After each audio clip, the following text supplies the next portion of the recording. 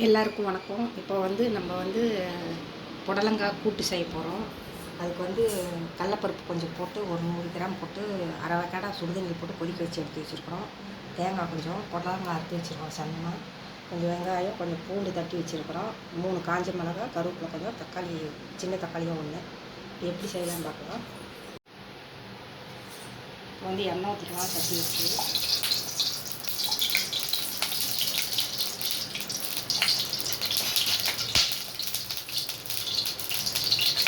எண்ணெய் காய்ச்சதும் கடுகு போட்டுக்கலாம்.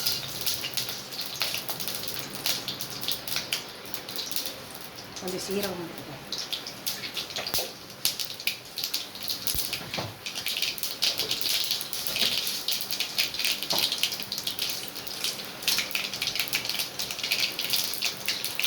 சீரகம் போட்டு பூண்டு போட்டுக்கலாம். இடிச்சு வச்ச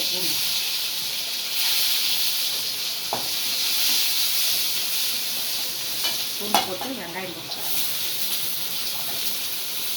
கருவேப்பிலை கொஞ்சம், காஞ்ச மிளகாய்,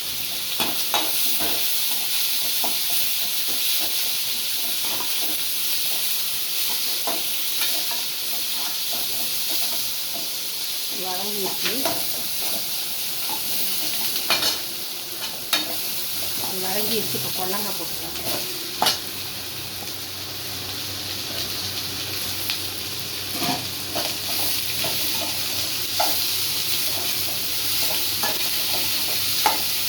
கடலப்பருப்பு பாதியாக வர வைக்கணும்.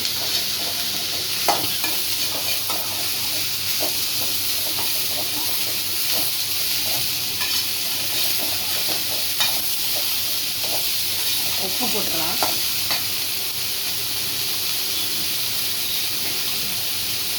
தேவையான உப்பு போட்டு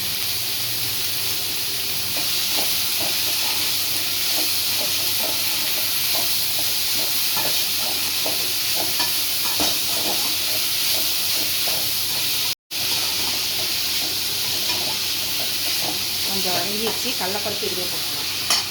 அதான் கரெக்டாக வெந்து வந்துடும்.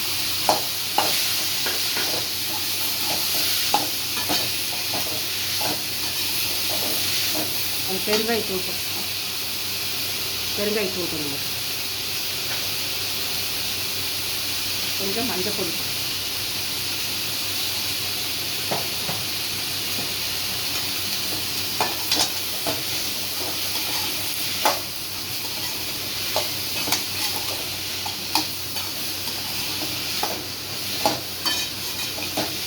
கொஞ்சம் வதங்கிடுச்சு.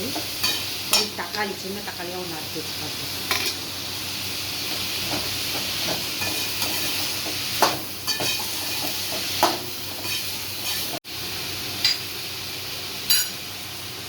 இப்போ வதங்கிடுச்சு. கொஞ்சமாக தண்ணி ஊற்றி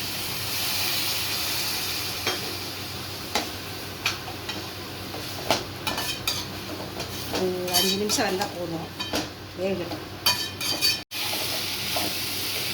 பாருங்கள், வெந்து வந்துடுச்சு. எல்லாம் நல்லா கடலப்பருப்பு புடலங்காய் எல்லாம் நல்லா வெந்து வந்துடுச்சு. இப்போ தேங்காய் பூ போட்டு டேஸ்ட்டாக இருக்குது.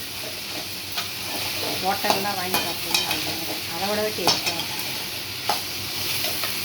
இந்த மாதிரி செஞ்சு பாருங்கள். அப்படின்னா தேங்காய் போட்டு ஒரு கலர் கலரிட்டால் அவ்வளோதான்.